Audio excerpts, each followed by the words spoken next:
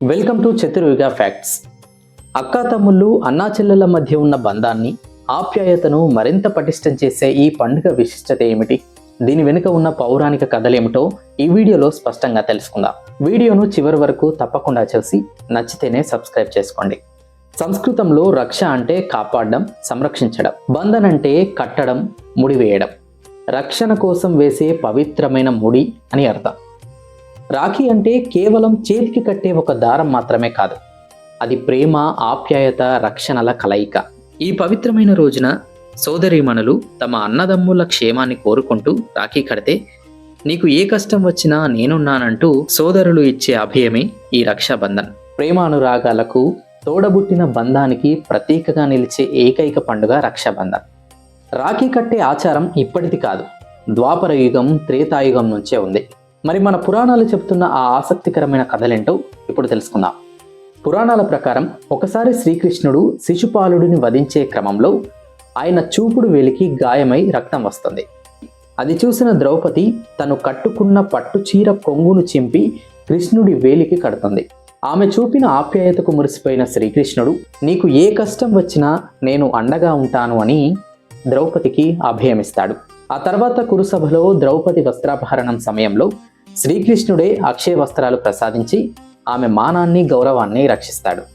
చిన్న చీర ముక్కతో మొదలైన ఈ అనుబంధం తర్వాత కాలంలో ఒక గొప్ప రక్షణకు ప్రతీకగా మారింది. ఇక మరొక పౌరాణిక కథ ప్రకారం రాక్షసరాజైన బలిచక్రవర్తి భక్తికి మెచ్చిన విష్ణుమూర్తి ఆయన కోరిక మేరకు వైకుంఠాన్ని వదిలి పాతాళంలో బలిచక్రవర్తికి కాపలాగా ఉండిపోతాడు.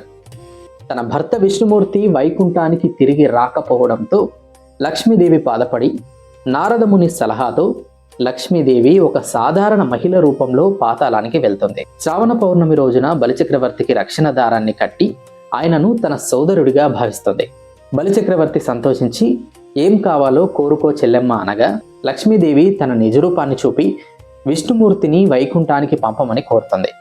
సోదరికిచ్చిన మాట ప్రకారం బలిచక్రవర్తి విష్ణుమూర్తిని వైకుంఠానికి సాగనంపుతాడు. రక్షాబంధన్ అనగానే మనకు అన్నా చెల్లెలే గుర్తుకొస్తారు కదా.